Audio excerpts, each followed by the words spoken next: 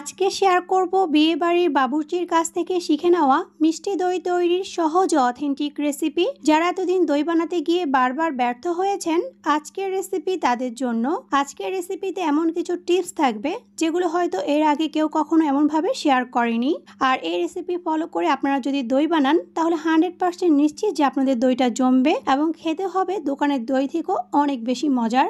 দই তৈরি করার জন্য প্রথমে আমি একটা স্ট্রেনারে নিয়ে নিচ্ছি হাফ কাপ পরিমাণ মিষ্টি দই। আপনারা চাইলে এখানে মিষ্টি দইয়ের পরিবর্তে টক দইও নিতে পারবেন। এখন আমি এটাকে স্ট্রেনারে রেখে দিচ্ছি যাতে করে অতিরিক্ত পানিটা ঝরে যায়। এখন চুলায় প্যানে দিয়ে দিচ্ছি হাফ কাপ পরিমাণ চিনি আর দিয়ে দিচ্ছি এখানে 1 টেবিল চামচ পরিমাণ পানি। এখন চিনি আর পানিটাকে মিশিয়ে নিয়ে আমি চুলা আঁচটাকে কমিয়ে এটাকে ক্যারামেল করে নিব। তবে ক্যারামেলটাকে খুব বেশি গাঢ় কালার করতে যাবেন না, তাহলে কিন্তু ক্যারামেলটা পুরো তিতা হয়ে যাবে। আমার এখানে কিন্তু ক্যারামেলটা খুব সুন্দর একটা কালার চলে এসেছে। আর এই পর্যায়ে আমি এখানে 1 লিটার পরিমাণ দুধকে আগে থেকে জাল করে নিয়ে এর থেকে 1 কাপ পরিমাণ দুধ দিয়ে দিচ্ছি। আর এখানে কিন্তু গরম দুধটা দেওয়ার চেষ্টা করবেন, এতে করে ক্যারামেলটা খুব দ্রুত গলে যাবে। এরপর দুধটাকে আর ক্যারামেলটাকে ভালো করে মিশিয়ে নিয়ে আমি এখানে বাকি যে দুধটা ছিল সেটাকে দিয়ে দিচ্ছি। আজকে আমি এখানে 1 লিটার পরিমাণ দুধের দই তৈরি করে নিচ্ছি। আর এই জন্য আমি এখানে হাফ কাপ পরিমাণ চিনিকে ক্যারামেল করে ব্যবহার করেছি। আপনারা চাইলে কিন্তু মিষ্টিটা আপনাদের টেস্ট অনুযায়ী বাড়িয়ে অথবা কমিয়ে নিতে পারেন, তবে 1 লিটার দুধের জন্য হাফ কাপ পরিমাণ চিনি একদম পারফেক্ট। এরপর আমি এখানে দিয়ে দিচ্ছি 2 টেবিল চামচ পরিমাণ গুঁড়া দুধ। গুঁড়া দুধটা অপশনাল, তবে দিলে কিন্তু দইটা খুব ভালো জমে আর টেস্টও ভালো আসে। এখন গুঁড়া দুধটাকে তরল দুধের সঙ্গে খুব ভালো করে মিশিয়ে নিব। মিশিয়ে নিয়ে আমি দুধটাকে কিছুক্ষণ জাল করে নিব। এই পর্যায়ে আমি এখানে দিয়ে দিচ্ছি 1 চা চামচ পরিমাণ ঘি। আর ঘিটা কিন্তু অবশ্যই দেওয়ার চেষ্টা করবেন, এতে করে দোকানে কিনা দইয়ের মতোই টেস্ট পাবেন। আমি এখানে 1 লিটার পরিমাণ তরল দুধকে জাল করে প্রায় 200 ml এর মতো কমিয়ে নিয়েছি। এর থেকে বেশি আর আমি দুধটাকে ঘন করব না। আর এই পর্যায়ে আমি চুলাটাকে বন্ধ করে দিয়ে এখন দুধটাকে নেড়ে চেড়ে কিছুটা ঠান্ডা করে নিব।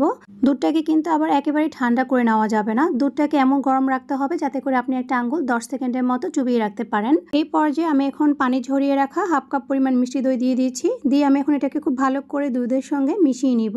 আর এই দইয়ের বীজটাকে কিন্তু খুব দ্রুত দুধের সঙ্গে মিশিয়ে নিতে হবে যাতে করে দুধটা একটু গরম থাকে, তা না হলে কিন্তু দইটা ভালো মতো জমতে চাইবে না। আমরা এখানে দুধটা রেডি দই তৈরি করার জন্য। আর আজকে আমি এখানে কিছু 1 টাইমের কাপ নিয়ে নিয়েছি দই তৈরি করার জন্য। আপনারা চাইলে যে কোনো মোল্ডে বা যে কোনো বাটিতে, যে কোনো মাটির হাঁড়িতেও কিন্তু দইটা তৈরি করে নিতে পারবেন। বিয়ে বাড়িতে কিন্তু এরকম 1 টাইম কাপের মধ্যেই দইটাকে পরিবেশন করা হয়। আমি বাড়িতে যখন দইটা তৈরি করি তখনও কিন্তু আমি এরকম 1 টাইমের কাপের মধ্যে দইটাকে বেশি তৈরি করি।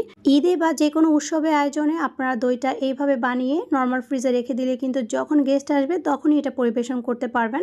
আজকে আমি আপনাদেরকে সবচেয়ে সহজ পদ্ধতিতে দই বানানোটা দেখিয়ে দিচ্ছি। আমি যখনই দই বানাই তখনই এভাবে 1 টাইমের কাপগুলোকে হটপটের ভিতরে রেখে দিয়ে আমি এটার উপর ঢাকনাটাকে লাগিয়ে দিই। আর এটাকে এভাবে রেখে দিই 6 থেকে 7 ঘন্টার মতো।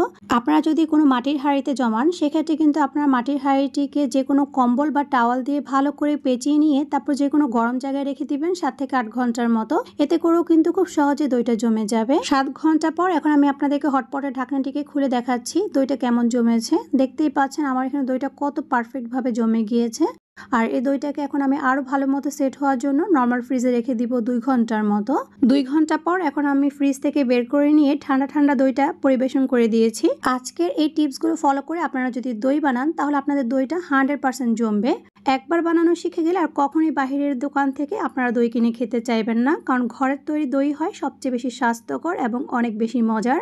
আশা করছি আজকের এই সহজ দই রেসিপিটি আপনাদের কাছে ভালো লেগেছে। রেসিপিটি ভালো লেগে থাকলে অবশ্যই ভিডিওটিতে একটি লাইক দিবেন আর আপনাদের ফ্রেন্ডস ও ফ্যামিলির সাথে শেয়ার করবেন।